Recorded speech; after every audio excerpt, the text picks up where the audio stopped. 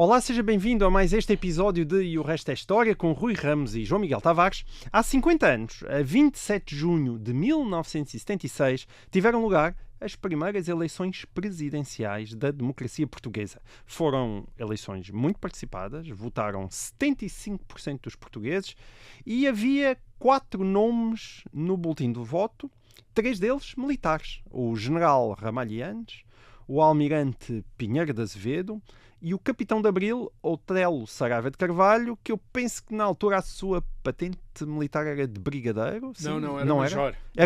Era major. Na altura tinha estado graduado em general em 75, enquanto foi comandante do COPCON, mas a patente dele era major. Eu inventei o brigadeiro, então. Muito bem. Enfim, deve ter visto que era brigadeiro em qualquer lado. Mas além disso, além destes 3 militares, havia ainda o único civil do grupo, que era Otávio Pato.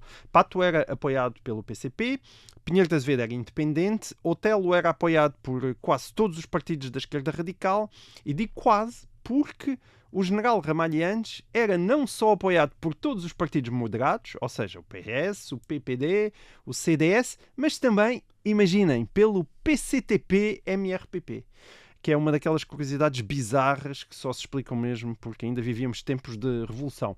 A vitória nessas eleições, como todos sabemos, coube a Ramalhianes, o herói do 25 de novembro, com quase 62% dos votos, um resultado esmagador que deixou os outros 3 candidatos a mais de 45 pontos de distância. Otelo ficou na casa dos 16%, Pinheiro de Azevedo nos 14% e Otávio Pato teve uns muito humilhantes 7,6% dos votos, o que mostrava já ali a erosão da base eleitoral do PCP e da sua capacidade de influência. À exceção do distrito de Setúbal, onde Otelo Saraiva de Carvalho venceu, o general Ramalhianes conquistou todos os círculos eleitorais de norte a sul do país e também nas ilhas. Rui, que importância atribuis à eleição do Presidente da República em junho de 1976?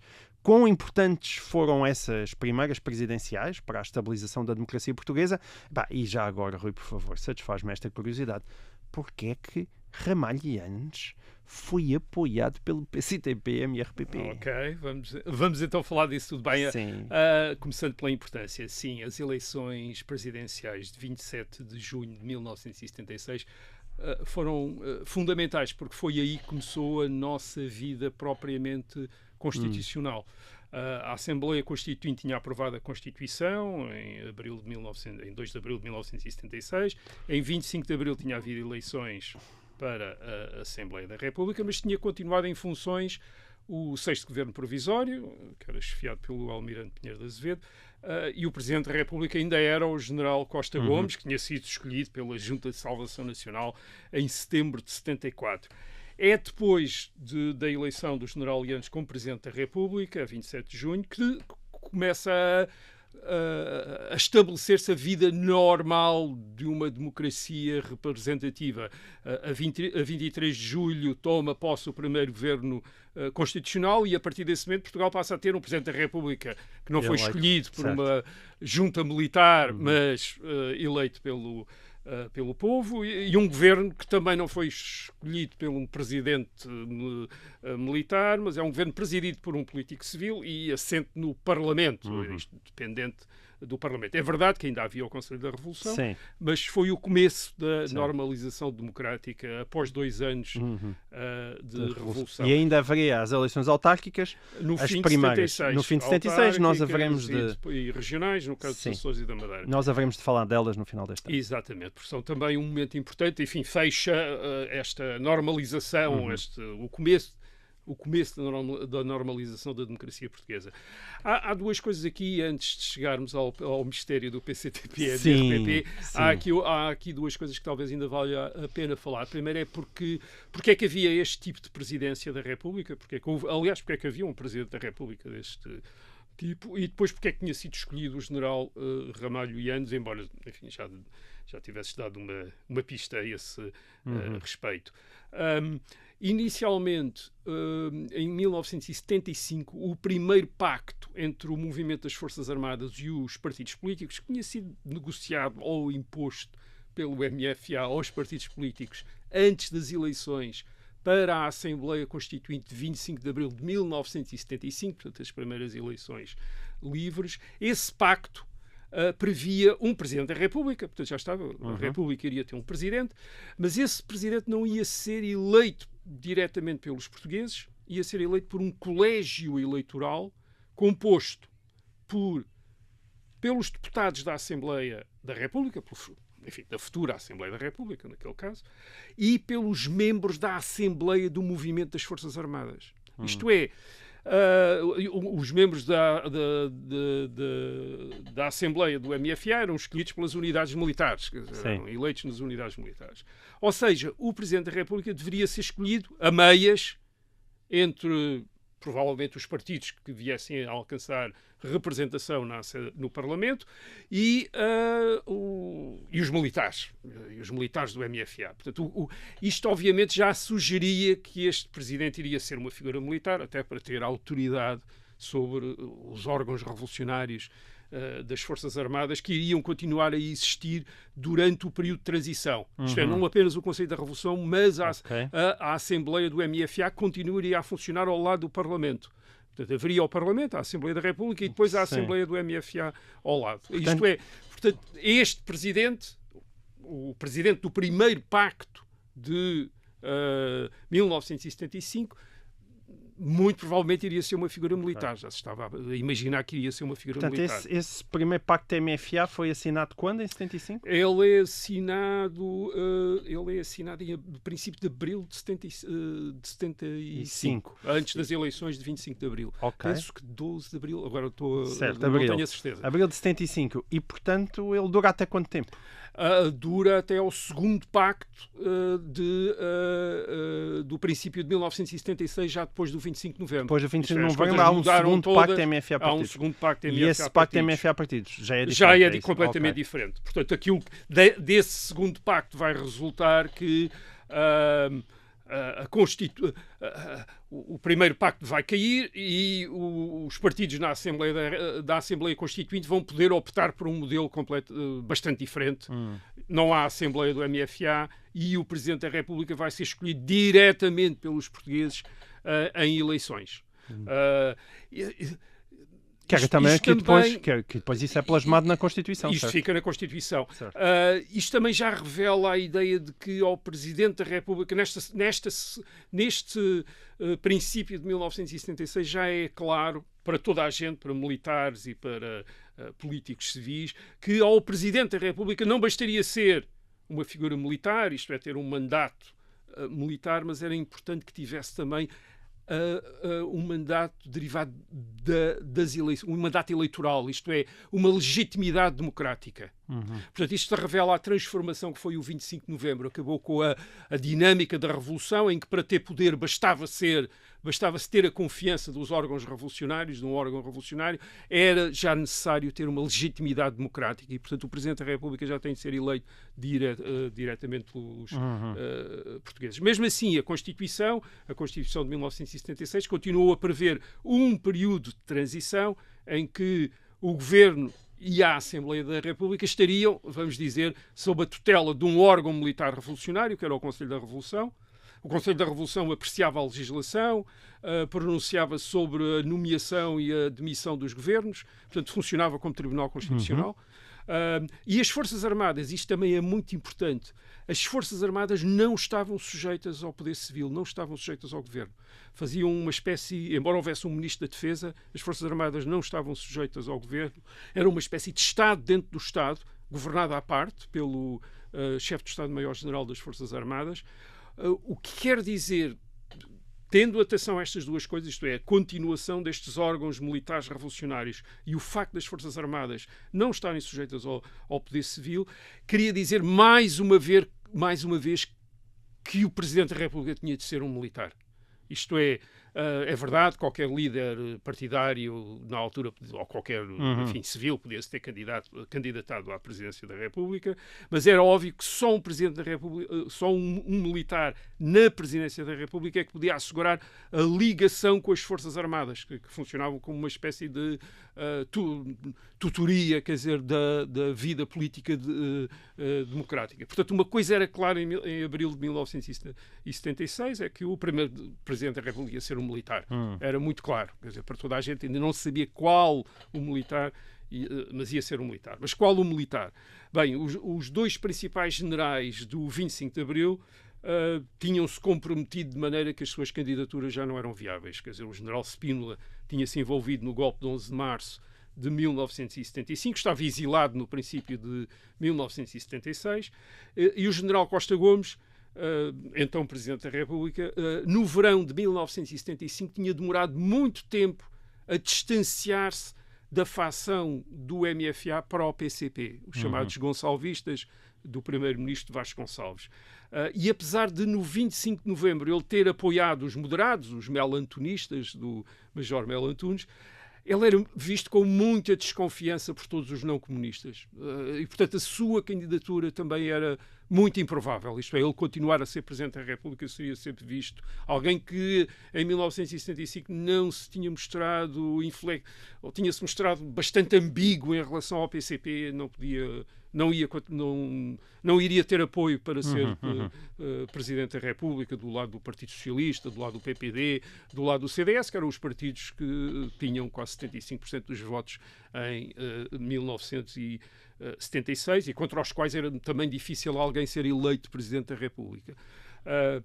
É verdade que havia um outro candidato possível à frente do 6º Governo Provisório, o Almirante Pinheiro de Azevedo.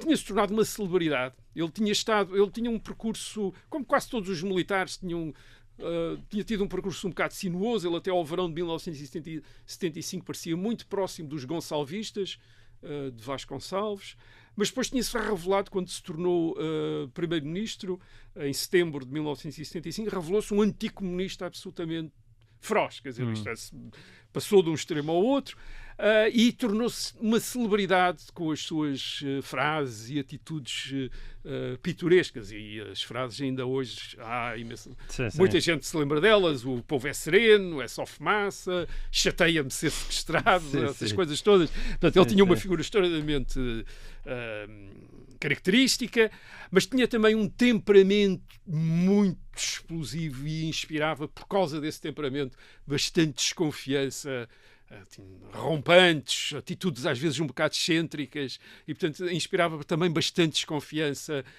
sobretudo aos políticos civis. Toda a gente tinha histórias com ele assim mais ou menos mirabolantes. Ele queria ser candidato, ele queria muito ser candidato à presidência da República, mas não tinha da parte dos partidos ninguém o amparava nessa sua aspiração. E o oficial que finalmente emergiu como esse candidato quase consensual foi retrospectivamente parece quase previsível, é o comandante operacional do movimento do 25 de novembro de 1975 contra os gonçalvistas e a extrema-esquerda, que é o tenente-coronel António Ramalho Yanes. Retrospectivamente parece previsível. Se nós olharmos para a época, havia várias razões pelas quais podia não ser um nome óbvio. Primeiro, era muito novo. Tinha 41 anos apenas. Acho que é o Presidente da República desta democracia mais novo de todos. Sim. Sem dúvida. Depois, ele antes do 25 de novembro de 1975, antes mesmo da noite do 25 de novembro de 1975, não era propriamente um militar muito conhecido. Isto é, muito pouca gente tinha ouvido falar dele. Não era tão conhecido como todos os outros, mas isso também às vezes podia ser uma vantagem. Era também vinha da província, ele era natural de Alcaíns, no distrito de Castelo Branco, portanto não era uma figura de Lisboa, digamos, conhecida em Lisboa. Ele tinha feito comissões de serviço em quase todo o ultramar português. Tinha estado em Goa, tinha estado em Macau, tinha estado em Moçambique, tinha estado na Guiné, tinha estado em Angola. Enfim, é um bocadinho também... Não é um percurso absolutamente anormal em termos de um militar nos anos 50, 60, princípio da década de 70 do século XX. Ele, em 1973, na Guiné, tinha estado naquela contestação do chamado Congresso dos Combatentes, que tinha sido a origem do MFA. Portanto, eles tinham estado ligados à origem do MFA, do Movimento das Forças Armadas, na Guiné, mas no 25 de Abril estava em Angola, portanto não estava em Portugal. Ele era considerado um spinolista, próximo do general Spínola, e foi o general Spínola que em 1974 o nomeia diretor de programas da RTP, que é uma posição que ele vai ter até março de 1975. Há várias pessoas que o conhecem na televisão por ele ser o diretor de programas. Ele, no 11 de março de 1975, ele não se envolve no golpe, embora haja suspeitas em relação a ele, mas ele não se envolve no golpe. Aliás, ele aí já beneficia de uma coisa que vai ser importante para ele, que é, embora ele seja considerado alguém conservador, próximo do general Spínola, tem muito boas relações com a esquerda militar. Por exemplo, com o Hotel Saraiva de Carvalho. Certo. Quem é amigo, quer dizer, são amigos. Bom, eu interrompo-te aqui. Sim. Rui, nós chegamos ao final da nossa primeira parte, já voltamos a seguir. Olá, seja bem-vindo de volta a esta segunda parte de E o Resto da História, em que estamos a falar das primeiras eleições presidenciais depois do 25 de Abril e que ocorreram há 50 anos, com a eleição do presidente Ramalho Yanes. E tu estavas a contar que ele era próximo da esquerda militar, apesar de ter sido o herói do 25 de Ele era próximo do general Spínola, dava-se bem também próximo com no sentido a esquerda. Que tinha relações mais de amizades. Era muito identificado, até mesmo em termos de ideias, etc. Mas essas relações eram, se calhar, relações mais pessoais do que propriamente relações ideológicas? Ou achas que também eram ideológicas? Eu acho que eram relações... a ideologia, eu não definiria estas pessoas pela ideologia propriamente, porque aquilo era tudo muito... não era muito claro, quer dizer, o que é que eles... o que é que eles eram em termos dos partidos políticos, digamos assim. Não era disso. As relações pessoais eram muito importantes. As relações. Portanto, ele era próximo do general Spínola, mas não está envolvido no 11 de março de 1975, e isso deixa-o livre no verão de 1975 para ter um papel extraordinariamente importante.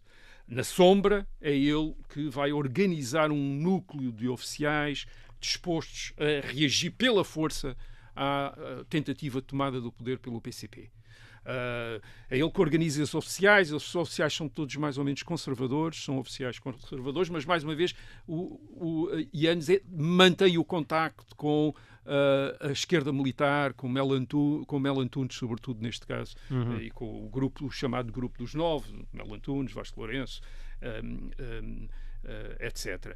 Ele, depois do 25 de novembro, em que ele vai ter um papel importante, portanto é o comandante operacional do 25 de novembro, ele é nomeado chefe do Estado-Maior do Exército e graduado em general, portanto, é graduado em general, chefe do Estado-Maior do Exército, e vai aí também ter outra vez um papel fundamental. É ele, basicamente, que acaba com o exército revolucionário, o exército do MFA, dos plenários, da discussão antes de se obedecer a ordens, como dizia Pinheiro de Azevedo. É ele que disciplina o exército outra vez. Ele tem uma fama de pessoa austera, muito responsável, muito disciplinado, e, portanto, ele acaba por se tornar, no princípio de 1976, quando se está a escolher um oficial, ele tem a vantagem de não apenas ter desempenhado este papel fundamental no 25 de novembro, ter disciplinado o exército e ter estes contactos. Isto é alguém que se dá com os oficiais conservadores, mas também se dá com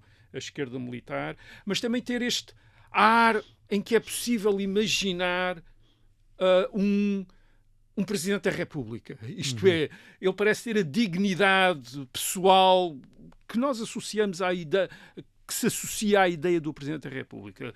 Ele falava pausadamente, mas com fluência, expressava-se bem, e depois, claro, como não tinha estado envolvido em todas as polémicas de 1975, era alguém que também não tinha esses, como agora se costuma dizer, anticorpos, quer dizer, de ser às vezes adorado por uns, mas detestado por outros. Yanes não tinha isso, não tinha estado como Mel Antunes, como Vasco Gonçalves, como Hotel Sarava de Carvalho, como Costa Gomes, como Spínola na frente dos acontecimentos em público. Enfim, tinha desempenhado um papel muito mais resguardado, por assim dizer. É ele, portanto...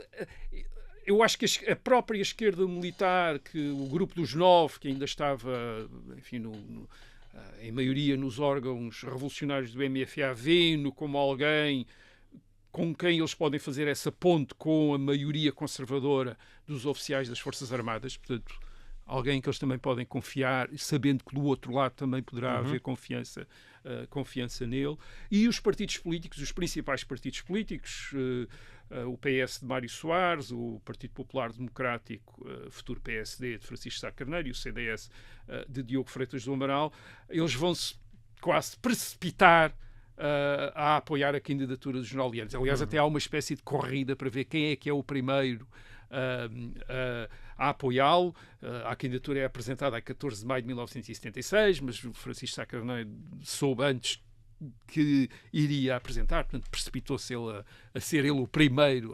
Isto é, todos eles queriam identificar-se imediatamente com aquele que iria ser o futuro E não era um presidente problema o PS e o PSD apoiarem o mesmo candidato? Não, eles tinham estado juntos contra o gonçalvismo, tinham estado juntos no 25 de novembro e, claro, iam apoiar aquele militar com os quais tinham resistido à tomada do poder pelo PCP e pela extrema-esquerda. E, basicamente, este apoio destes partidos políticos garantia quase a eleição do General Yanes, uma vez que estes partidos políticos tinham tido 75% dos votos nas eleições legislativas de 25 de abril de 1976. Portanto, enfim, quando estes chefes aparecessem ao lado do General Yanes a apoiar o General Yanes, a ideia era que os seus militantes, os seus eleitores votassem neste candidato. E apesar de tudo não conseguiu o pleno desses votos. Não, já vamos falar disso. Agora, além do PS, do PPD e do CDS, o General Yanes também teve o apoio do MRPP. Isso tem a ver com o grande mistério destas eleições. Não é tão misterioso Há como outro isso. mistério, por acaso, que eu já te pergunto a seguir, mas diz. Mas tem a ver com duas coisas. Tem a ver, por um lado, com as relações pessoais e tem a ver com a Revolução. As relações pessoais é entre o líder do MRPP, que era o advogado Arnaldo Matos, que era amigo e admirador do General Yanes, quer dizer, portanto... penso que das Forças Armadas, do Serviço Militar, tinham conhecido. E depois a própria Revolução. O MRPP, em 1974-75, tinha sido um dos maiores inimigos do PCP. Nas universidades, nos sindicatos, nas ruas em Lisboa, os militantes do MRPP tinham sido aqueles que tinham, digamos, combatido violentamente os militantes do PCP. Tinham sido presos às centenas pelo COPCON em maio de 1975 e muitos militantes do MRPP tinham colaborado com o Partido Socialista e até com o PPD na resistência ao PCP. Aliás, muitos deles vão fazer depois transição quer para o PS quer para o PSD, quer dizer, vão passar para o PSD. Portanto, fazia sentido apoiarem o General Yanes contra o PCP. Aliás, há outros grupos maoístas. Não é? Sim, mas o Otelo estava contra eles, quer dizer, contra o MRPP, quer dizer, portanto... O Otelo também não dava, para o PCP, não, MRPP. Eles tinham estado contra o PCP e depois contra o COPCON. Tinham-os mandado o polícia do Otelo, que eu tinha prendido em maio de 75, tinham-os posto em Caxias. Portanto, fazia sentido para o MRPP apoiar Yanes, aliás, também como outras organizações maoístas que também apoiaram o General Yanes. Não foi só o MRPP. E o MRPP fez até um cartaz a apoiar o General Yanes com aquele o estilo maoísta, de pintura maoísta, de amarelo e vermelho, quer dizer, portanto, acho apoio ao que não General conheço esse Yanes. cartaz, tem que ir à procura dele. E há pinturas também de rua, quer dizer, sim, os murais, famosos murais. Mas deixa-me fazer-te uma pergunta que é um semi-mistério também, acho que tem a ver com isto, mas o PCP. Tu disseste no início do programa que era óbvio que o próximo Presidente da República ia ser um militar, mas de repente vem o PCP e aposta num civil. Já vamos falar deixaste isso mais para a frente do programa? Vamos falar disso.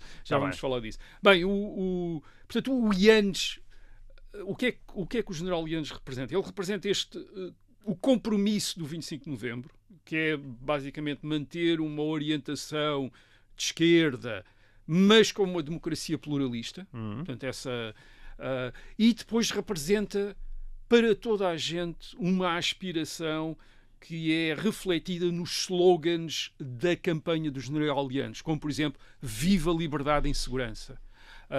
Ou afirmações de anos como passou o tempo dos golpismos e das ditaduras. Portanto, esta ideia de que depois de 2 anos de revolução era o tempo da segurança, da tranquilidade, de liberdade para todos. Normalização democrática. Normalização.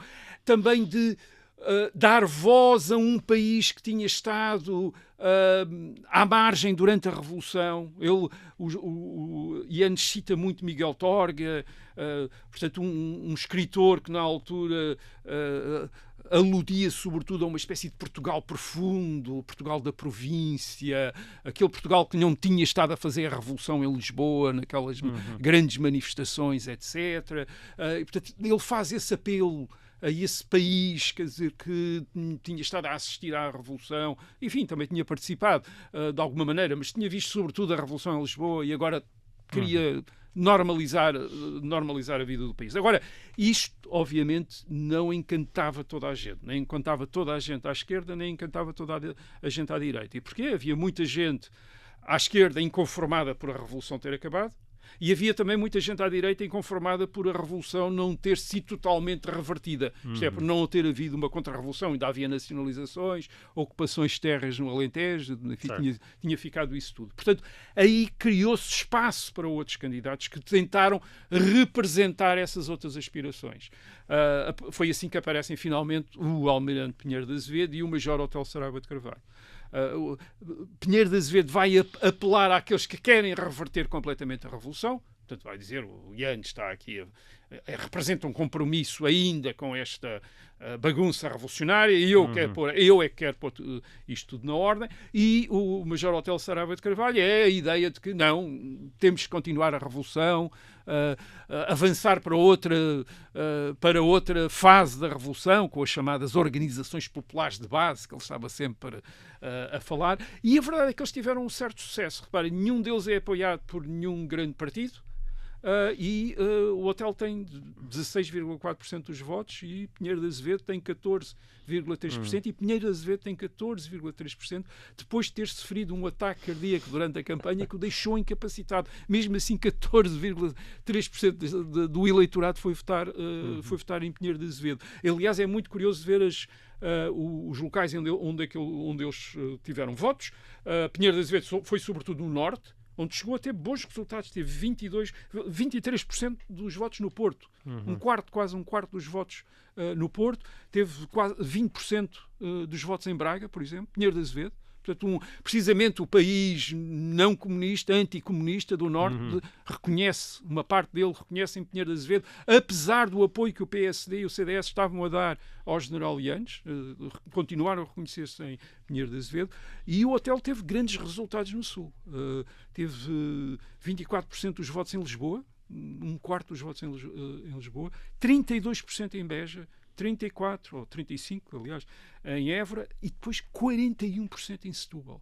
Ele ganhou as eleições em Setúbal, que era naquela altura um distrito industrial com muitas fábricas, tinha sido uma grande base da Revolução, tinha os estaleiros navais, da Lisnave, etc. Essa gente vai votar em Otelo Saraiva de Carvalho. Portanto, Pinheiro de Azevedo e Otelo mostram que havia setores da opinião que não estavam contentes com a tranquilidade e a segurança, queriam mais qualquer coisa, ou de um lado ou do outro queriam mais qualquer coisa. Mas agora havia outro mistério que era o PCP. O PCP no meio disto. O PCP está numa situação extraordinariamente ambígua.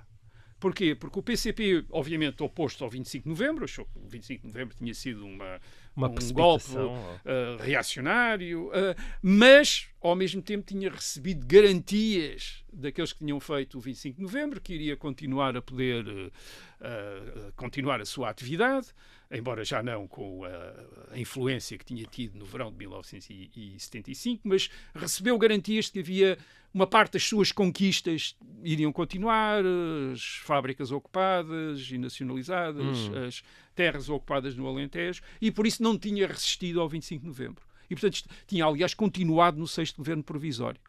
E, portanto, estava numa situação estranha, quer dizer, por um lado era crítico da nova situação, mas por outro lado a nova situação tinha-lhe arranjado um lugar para ele. E não tinha tido um grande resultado nas eleições legislativas de 25 de abril de 1976. Passou de terceiro para quarto partido. E embora tivesse subido a percentagem de votos e até o número de deputados, a verdade é que tinha tido menos votos do que a soma do PCP e do MDP. O MDP tinha sido uma espécie de... Era uma frente eleitoral do PCP que tinha concorrido às eleições de 25 de abril de 1975, mas já não concorreu às eleições de 25 de abril de 1976. Esses votos deveriam ter passado todos para o PCP e não passaram. Quer dizer, e, portanto, o PCP não tem assim um grande resultado. É um partido confinado no território, ao Alentejo, Setúbal, Lisboa. Portanto, o que é que ele iria fazer nas eleições presidenciais? Os generalianos não eram um inimigo para eles, quer dizer, porque os generalianos fazia parte do 25 de novembro e do compromisso do 25 de novembro, portanto, eles não se sentiam ameaçados pelos generalianos. Eles, curiosamente, sentiam-se mais ameaçados por Hotel Saraiva de Carvalho, que lhes podia disputar o eleitorado. E disputou. E disputou mesmo. O que é que fez o PCP? O PCP desviou a conversa. Portanto, o candidato deles foi Otávio Pato, que era um dos dirigentes do PCP, aliás, dos mais cordatos, digamos assim. Ele tinha sido antigamente próximo, amigo de Mário Soares. Mário Soares tinha sido depois advogado dele quando ele tinha estado preso. Portanto, havia ali um contacto próximo, sim. Uma relação, quer dizer, uma relação. Otávio Pato, o que vem falar, sobretudo, não é propriamente da Presidência da República, vem falar do governo que vai ser formado.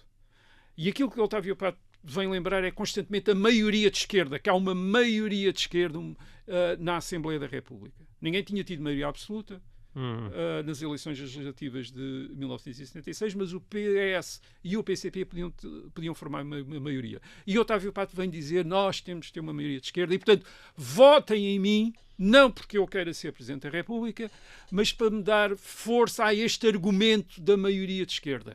Isto é, se eu tiver muitos votos, quer dizer que o país quer uma maioria de esquerda, quer um governo baseado numa coligação ou num acordo qualquer entre o PS e o PCP.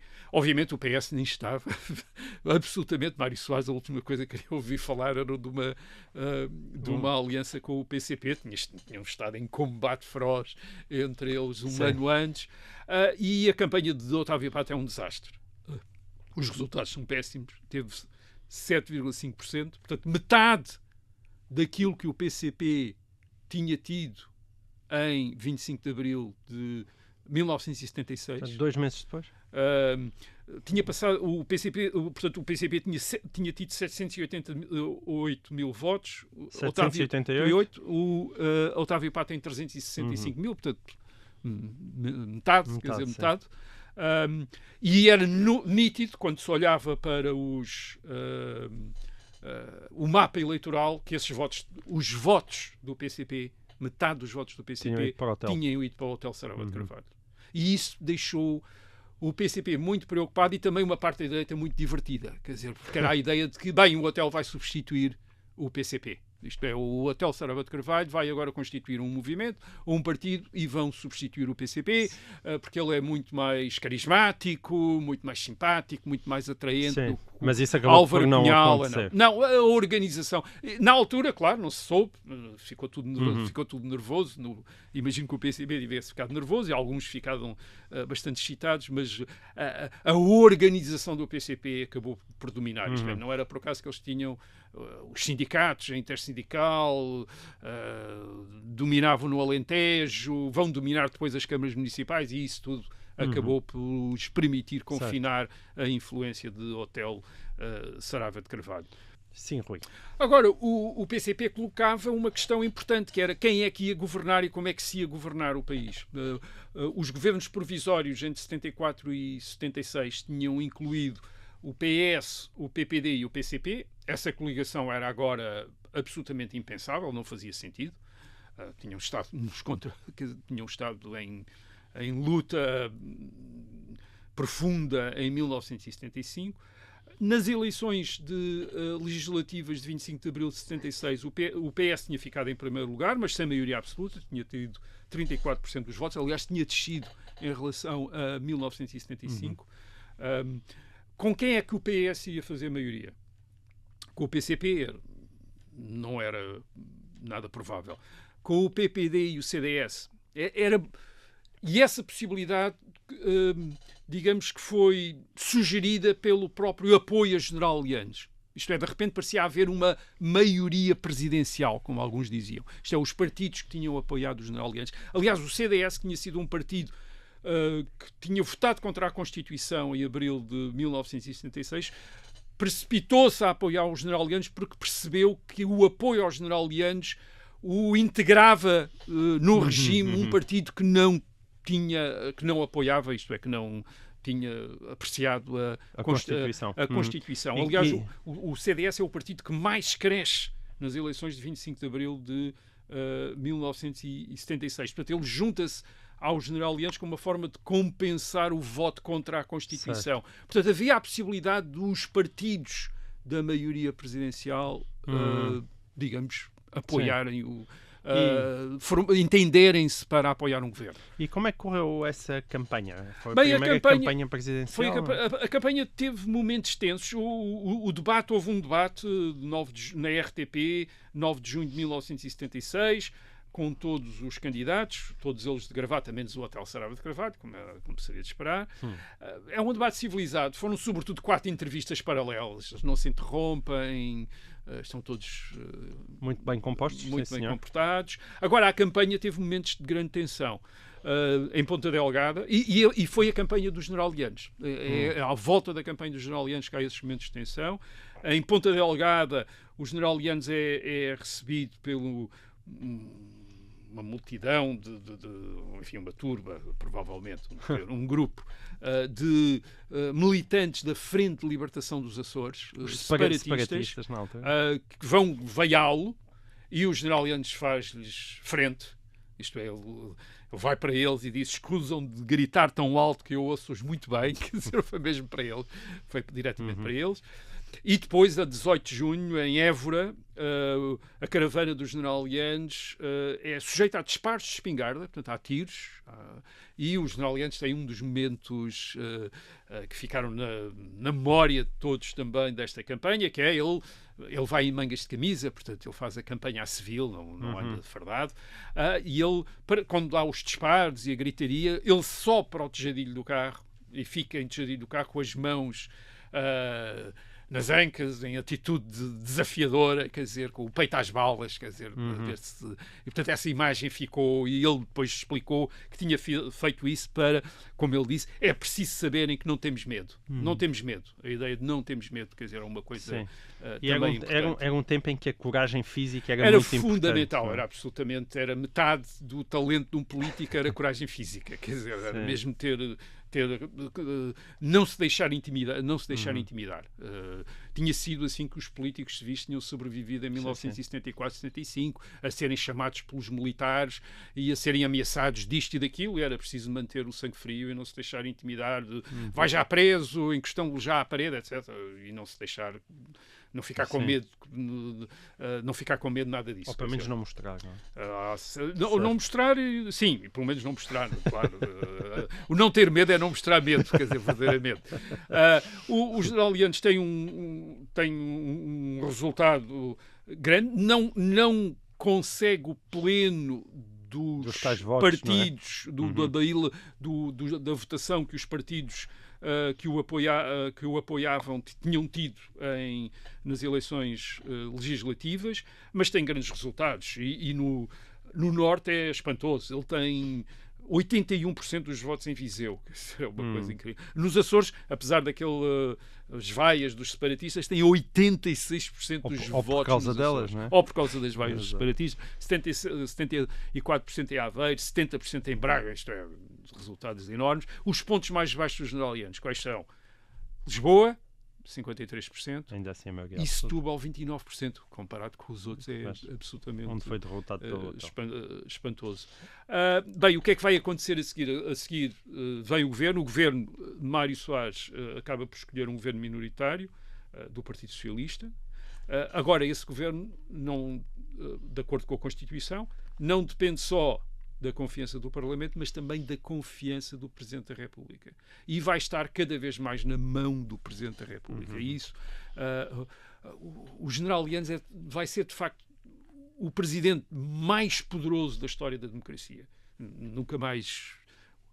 Quer dizer, ele não governava, mas o governo dependia da sua confiança. E depois ele era presidente do Conselho da Revolução, que funcionava como Tribunal Constitucional, e era, além disso, chefe do Estado-Maior-General das Forças Armadas. Isto é, dispunha do comando efetivo e não apenas simbólico das Forças Armadas.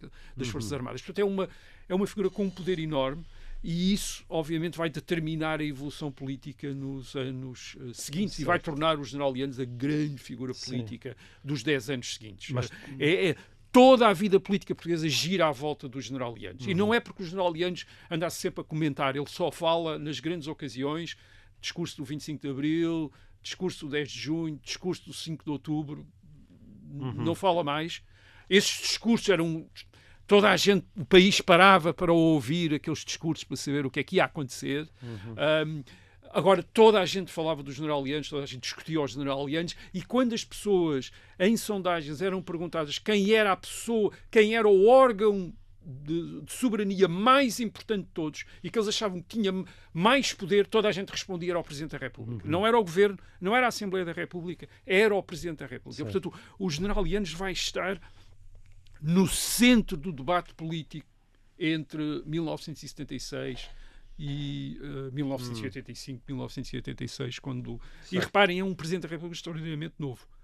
Sim, sim. 41 anos, como estavas a dizer. Ele tem 50 anos quando sai da Presidência da República. Portanto, claro. É nos seus 40 anos que tem. Mas, ao mesmo tempo, o país estava com enormes dificuldades económicas. Terríveis. Quer dizer, isso também explica depois, digamos, as expectativas que há em relação ao Presidente da República. Portanto, a Revolução tinha destruído uma grande parte do tecido empresarial, tinha abalado a confiança dos investidores, as políticas sociais da Revolução tinham criado déficits orçamentais enormes, tinham esgotado as reservas de divisas. No fim de 1977 foi preciso pedir ajuda ao Fundo Monetário Internacional. Nessa altura o Partido Socialista percebeu que precisava de mais apoio, optou por uma aliança com o CDS, incrivelmente surpreendente. O CDS, nessa altura, era considerado a extrema-direita, tinha votado contra a Constituição, para muitos era um partido quase fora do regime, mas, enfim, tinha apoiado os general Yanes e, portanto, por aí acabou, portanto, por ir para o governo, pela mão do Partido Socialista. A aliança não durou, acabou no verão de 1978 e, a partir daí, há aquela sucessão de governos de iniciativa presidencial, isto é, governos que dependem sobretudo da confiança do Presidente da República, precisavam também da confiança do Parlamento, por isso é que alguns, não chegaram a funcionar ou não duraram muito tempo, mas em 1977, em 1978, em 1979, discutir política era discutir o general Yanes. Da esquerda até à direita, havia os ianistas, que eram todos aqueles que nos partidos estavam zangados com as chefias dos partidos e aproximavam-se do general Yanes. Portanto, isso aconteceu no Partido Socialista, aconteceu no PSD, aconteceu também no CDS. Isto é, quem estava contra o líder do partido tornava-se ianista, apoiando o general Yanes. E depois é curioso, o único partido que mantém uma... E o que quer dizer que os chefes destes partidos, do PS, do PSD e do CDS, acabam por ter más relações com o general Yanes. Mário Soares e Francisco Sá Carneiro acabam por se desentender com o general Yanes. Qual é que é o único partido que se mantém em boas relações com o general Yanes? O único que não o apoiou em 1976, o PCP. Álvaro Cunhal viu sempre no general Yanes o representante das Forças Armadas e, portanto, está muito interessado, e também o garante dos compromissos do 25 de novembro, e, portanto, está muito interessado em não hostilizar o general Yanes, e, portanto, o Álvaro Cunhal é o único líder partidário que vai apoiar a reeleição do general Yanes em 1980, uma vez que o PS apoia, mas Mário Soares não apoia a reeleição do general Foi quando ele suspendeu o cargo de secretário-geral porque não quer apoiar o general Yanes, e claro, Francisco Sá Carneiro do PSD e Diogo Freitas do Amaral do CDS em 1980 têm outro candidato contra o general Yanes, o general Soares Carneiro. E vão morrer no decorrer dessa campanha. Há sempre uma grande expectativa em relação ao general Yanes e um grande ressentimento. Aliás, muitos dos ianistas depois tornam-se anti-ianistas quando o general Yanes não corresponde às expectativas deles. Isto é, há uma espécie de bonapartismo ianista em 1900 no fim da década de 70. Isto é uma grande expectativa que o general Yanes vai tomar conta disto, vai fazer, e o general Yanes nunca correspondeu a isso, nunca quis fazer isso, nunca teve essas aventuras, foi sempre muito contido. Agora, claro, acaba por ter a hostilidade dos líderes dos partidos, e a revisão constitucional de 1982 é feita contra o general Yanes, contra o presidente Yanes, é feita pela AD, pelo PSD, pelo CD e CDS e pelo líder do PS, Mário Soares. Eles unem, o que é que eles têm em comum? A inimizade ao general Yanes, e o que fazem é uma revisão constitucional que sobretudo tenta limitar a influência do Presidente da República. Portanto, o governo deixa de depender da confiança do Presidente da República. Reparem, antes de 1982 o Presidente da República podia demitir o governo por não ter confiança no governo. De confiança política no governo. Mas mantendo, sem dissolver o Parlamento. Não é? Sem dissolver o Parlamento. Não precisava dissolver o Parlamento. Demitia o governo por não ter confiança política. O governo dependia da confiança do Parlamento e da confiança do Presidente da República. Tinha de ter as duas. Tinha de ter os dois. E tinhas a partir o Conselho de 1982 não. E depois, claro, acaba em 1982 acaba também com o Conselho da Revolução e acaba também com aquela existência à parte das Forças Armadas que ficam finalmente submetidas ao poder civil através da Lei da Defesa Nacional. O general Yanes, apesar de tudo, continua a ter continua a haver um fascínio, uma grande confiança, uma expectativa em relação ao general Yanes, que explica, por exemplo, o sucesso que o Partido Renovador Democrático, o PRD, vai ter em 1985, que é um partido lançado pelos ianistas. Aparece inicialmente a mulher do general Yanes, a doutora Manuela Yanes, na campanha, e depois aparece o general Yanes em 1987. As coisas depois não vão correr bem, mas em 1985 tem um grande resultado. Já tivemos aqui um programa sobre isso, e portanto o general Yanes é, de facto, as eleições de 1976 que criaram este começo da normalização da democracia portuguesa, de acordo com os padrões europeus ocidentais, digamos assim. O general Yanes é muito importante para essa normalização, mas, curiosamente, essa normalização tem, em muitos momentos, uma dimensão anti-ianista, precisamente pela influência, pelo poder que o general Yanes tem e que lembra ainda aquela tutela das Forças Armadas sobre a democracia. E como o mundo da política é um mundo cheio de paradoxos, hoje em dia também toda a gente olha para o general Ramalhantes como uma figura absolutamente consensual da nossa democracia, fingindo que na altura não houve brutais conflitos. Eu diria que é uma das pessoas a quem os portugueses mais devem na história contemporânea. Isto é, o general Yanes é, de facto, alguém que foi fundamental, até pelo poder que tinha e que não usou da pior maneira. Quer dizer, ele podia ter perturbado imenso a normalização democrática em Portugal entre 1976 e 1986. Isto é, com os poderes que tinha, ele podia ter levado Portugal para para um caminho muito diferente daquele que seguiu. Ele foi muito prudente, muito contido, bastante sábio, e uma pessoa que não tinha uma grande idade, digamos assim, um homem de 40 e poucos anos, política, não é? Nem experiência política, um militar. Ele foi, de facto, enfim, cometeu, como alguns dirão, ele próprio reconhece, terá cometido erros, terá, às vezes, envolvido em conflitos desnecessários. Sim, talvez pudessem ter sido ou resolvidos de outra maneira, mas a verdade é que ele foi, isto é, acho que há uma dívida da democracia portuguesa para com o general Yanes que é enorme, que é mesmo muito grande. Muito bem. Bom, e assim acaba neste tom simpático. Isto nem sempre acontece, mas de vez em quando também temos este estávamos tom. a ser justos, digamos assim. Justos, exatamente, justos para com o general Ramalhantes, que felizmente ainda está entre nós. É verdade. E assim termina esta edição de E o Resto da História. Nós voltamos para a semana.